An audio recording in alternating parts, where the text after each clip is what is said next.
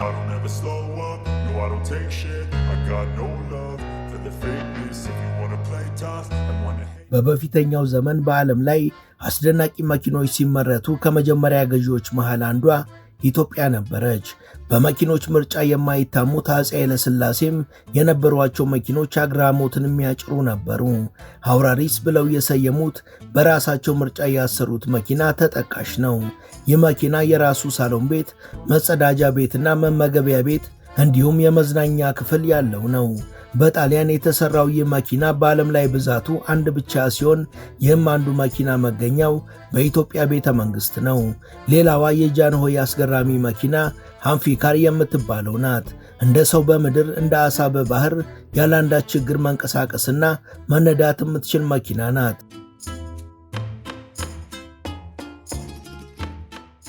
ሰላምና ጤና በያላችሁበት የምንመኝላችሁ ውድ የቻናላችን ቤተሰቦች በዛሬው መሰናዷችን በእጅጉ አስገራሚ ስለሆኑት ስለ አፄ ኃይለ ሥላሴ መኪናዎች እናወጋችኋለን።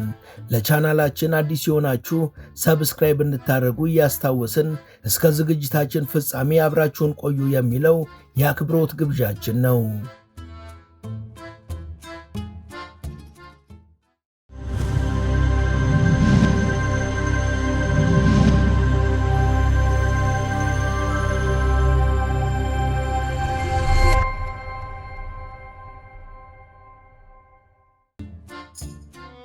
ከጥንት ጀምሮ እስከ ዛሬ ባሉ የንጉሣዊ ቤተሰቦች ዘንድ በተለየ ሁኔታ ክብር የሚሰጣቸው ሦስት ነገሮች ዘውዳቸው፣ የመኖሪያ ቅጥራቸውና የሚጓጓዙበት ተሽከርካሪዎች ናቸው።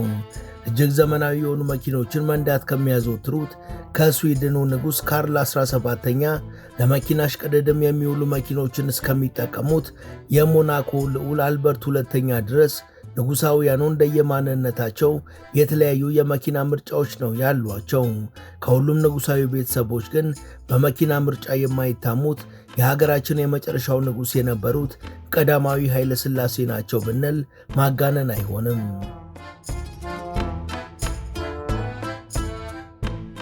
የመኪኖች ታሪክና አሁን ያሉበት ደረጃ ለመድረስ ያለፉባቸውን ሂደቶችን ንጉሣውያን ካበረከቱት አስተዋጽኦ ነጥሎ መናገር በእጅጉ ከባድ ነው። ሀገራችንን ጨምሮ በ20ኛው ክፍለ ዘመን የነበሩ ንጉሣውያን ቤተሰቦች ከመኪና ሞዴሎች ጥራትና ጉልበት ጋር በጥብቅ የተቆራኘ ታሪክ አላቸው።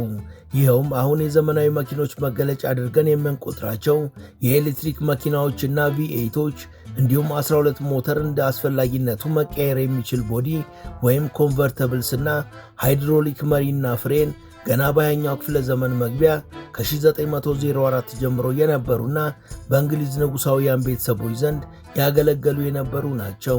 ከዚህ ጊዜ በፊት ንጉሣውያኑ ቤተሰቦች ይንቀሳቀሱ የነበረው በልዩ ሁኔታ በታዋቂ ጠበብቶች በተዘጋጁና በፈረስ በሚጎተቱ ሰረገሎች ነበር። በወቅቱ የፈረስ ሰረገላ የደረጃ መለያ የነበረው ከመሆኑ ባሻገር የሞተር ተሽከርካሪዎች ከተስፋፉ በኋላም ቢሆን የንጉሣውያኑ ቤተሰቡ መገለጫ ሆነው ስለነበር ከአገልግሎት ሙሉ በሙሉ አልወጡም ነበር። እነዚህ የንጉሣዊ ቤተሰቡ ሰረገሎች የሚደረግላቸው ጥገናና ለፈረሶቹ እንክብካቤ የሚያደርጉት የተለየ ቦታ የሚሰጣቸው ሰራተኞችም ከፍተኛ ትኩረት ነበር የሚያገኙት።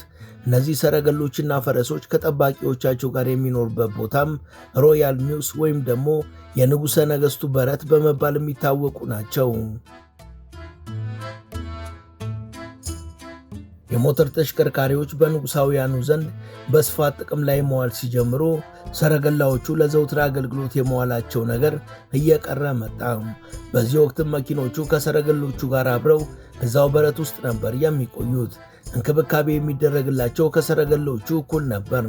ይህ የነገሥታቱ በረት እጅግ ትልቅ ቦታ ላይ ያለ ሲሆን አገልግሎት መስጠት ያቁሙ ወይም በመሳፍንቶቹ አጠራር ጡረታ የወጡ ሰረገሎችና መኪኖች በክብር የሚቆዩበትና ለሕዝብ እይታ ክፍት የሚሆኑበት ቦታንም ያካተተ ነው።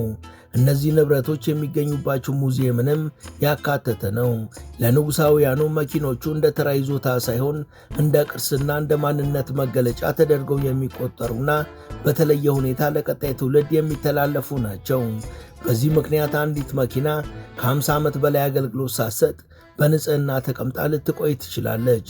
ለምሳሌም አንድን መኪና ለ51 ዓመታት እንደተገለገለባት የሚናገረው ንጉሥ ቻርልስን መጥቀስ በቂ ነው። የንጉሣውያን ቤተሰቦች ተሽከርካሪዎች የተጻፈ ሕግ ያላቸው መሆኑ ደግሞ ሌላው አስገራሚ ጉዳይ ነው። ለምሳሌ የእንግሊዝን ብንወስድ የመኪኖቹ ቋሚ ቀለምና በተለያዩ ሁኔታዎችና ዝግጅቶች ወቅት የሚኖራቸው ቀለም ተጽፎ ካታጎራይዝድ ሆኖ ተቀምጧል።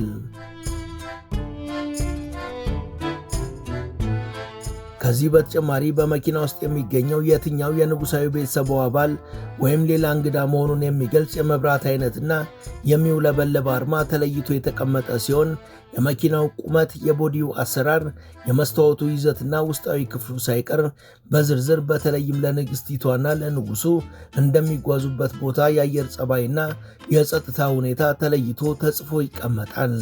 እነዚህ የንጉሠ ነገሥት መኪኖች በተለይ በንግሥቷ ዘመን ንግሥቲቷ ለጉብኝት በሄደችባቸው ሀገራት ሁሉ ተከትለዋት የሚሄዱ ሲሆን የመኪናዎቿ ብዛት እንደምትሄድበት ሀገርና እንደሚያጅቧት ሰዎች ብዛት ይለያያል።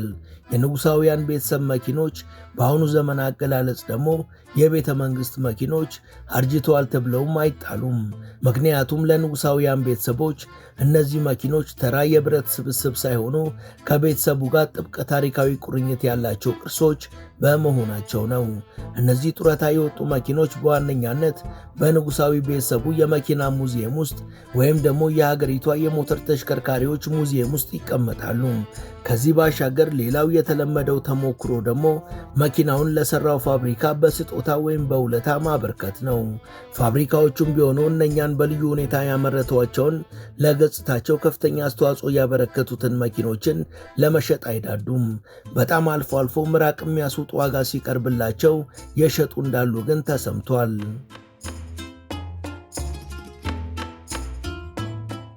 የንጉሣውያን ቤተሰቦች እነዚህ ጡረታ የወጡ ተሽከርካሪዎችን በጣም ከማክበራቸው የተነሳ የቅርብ አጋራቸውና ወዳጆቻቸው ለሆኑ ሀገራት ነገሥታቶች በስጦታ ወይም በሽያጭ የሚያበረክቱ ሲሆን የእንግሊዝ መንግሥት በዚህ መልኩ በስጦታ ለወዳጆቹ ከሰጣቸው መኪኖች አንዷ በሀገራችን ኢትዮጵያ በቤተ መንግሥት ውስጥ የምትገኘው መኪና አንዷ ናት።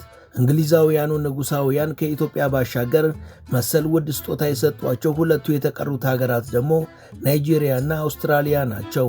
ኢትዮጵያ በንጉሠ ነገሥቱ ዘመን ከእንግሊዝ በስጦታ ከተበረከቱላት መኪኖች መካከል የንግሥት ኤልሳቤት ምርጫ የሆኑት ላንድ ሮቨር እና ሮልስ ሮይስ ፋንቶም ይገኙበታል። በእርግጥ እነዚህ መኪኖች በግዢ ይሁን በስጦታ ወደ ሀገራችን የመጡበት ሂደት አከራካሪ ቢሆንም እነዚህ ዘመን ተሻጋሪ መኪኖች ተጭኗቸው የነበረውን ዕድሜ እንዲሁም ችላ መባልን ተቋቁመው አስተዋሽ ባገኙ ጊዜ ደግሞ የቀድሞ መልካቸውና ሞገሳቸው እንደተጠበቀ ሆኖ ቀና ብለው ለሕዝብ እይታ በመብቃት ምስክርነታቸውን እየሰጡ ነው። ዛሬም ልናጋራችሁ የወደድነው ለረጅም ጊዜ ተዘንግተው የነበሩና በየስርቻው ተጥለው የቆዩትን የንጉሠ ነገሥቱን መገልገያ የነበሩ መኪኖችንና ሌሎች መሰል ተሽከርካሪዎችን የተመለከተ ነው።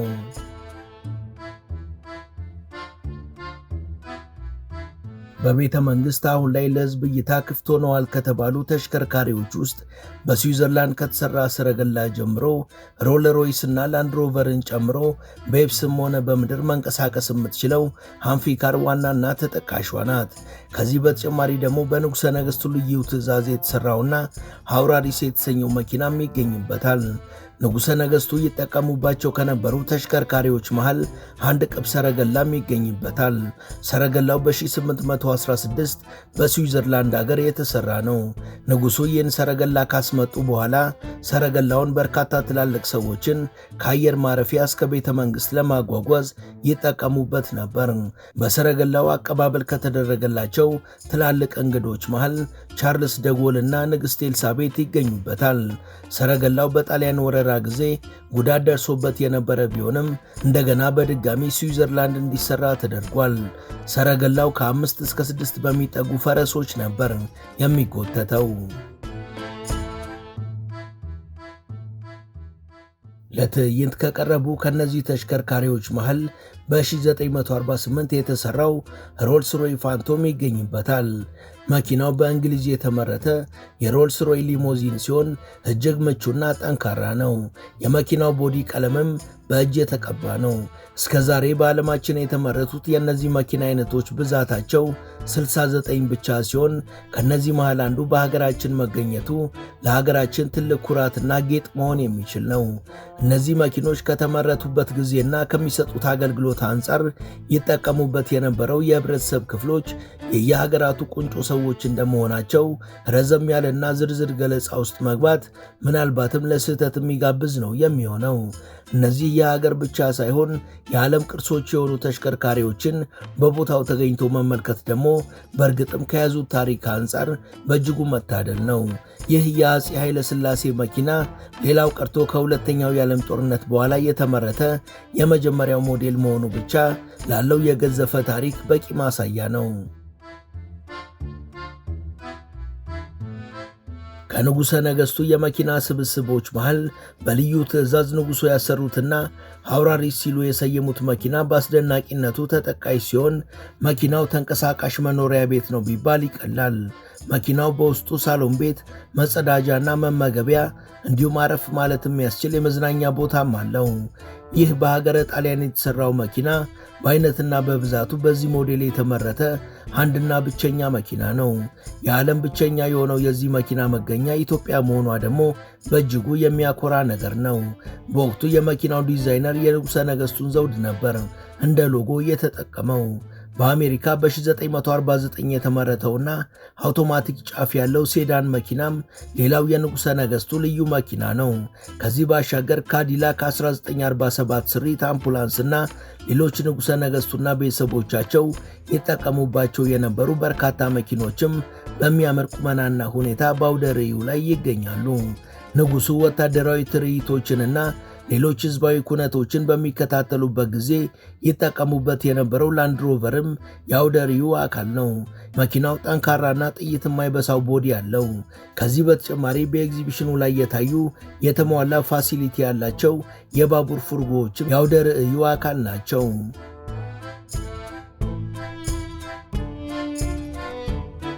ለማሳረጊያነት ወደ አስደናቂዋ አንፊ ካር ወደምትባለው መኪና እንመለስ። አንፊ ማለት ውሃ ማለት ሲሆን መኪናዋ ይህን ስያሜ ያገኘችው በየብስም ሆነ በውሃ ላይ እንደ ልብ መጓዝ የምትችል በመሆኗ ነው። ይቺ ጊዜዋን የቀደመችው መኪና በ1961 ዓ.ም ለሽያጭ ስትቀርብ ንጉሠ ነገሥቱ ገዝተው ወደ ኢትዮጵያ ያስገቧት ሲሆን የመኪናዋ ምርት ከ1967 በኋላ ቆሟል። ካምፓኒው በጠቅላላ ያመረታቸውና በዓለም ላይ ያሉት አንፊ ካሮች ብዛታቸው 4000 የማይሞላ ሲሆን የመኪኖቹ አምራች ሀገር ደግሞ ጀርመን ናት። የመኪናዋ ምርት ከቆመ በኋላ ዳሰሳ ያደረጉ ምንጮች እንደሚናገሩት የዚች መኪና ዝርያ በብዛት የሚገኘው በአሜሪካን ሲሆን በአሜሪካም የአንፊ ካር ባለቤቶች ክለብ ቢጤ በመመስረት ከ2015 ጀምሮ በየዓመቱ እየተገናኙ የውሃ ላይ የስፖርት ውድድር እንደሚያደርጉባት ለማወቅ ተችሏል። መኪናዋ 4 ሜትር ርዝመት ያለው ባለ 1114 ሲሲ ሞተር ስትሆን በየትኛውም አይነት መንገድም ሆነ በውሃ ውስጥ እንደ ልብ መጓዝ የምትችል ናት። መኪናዋ ከውሃ ወጥታ በየብስ ላይ በምትነዳ ጊዜ ከፍተኛ ነዳጅ እንደምትጠቀምም ተገልጿል።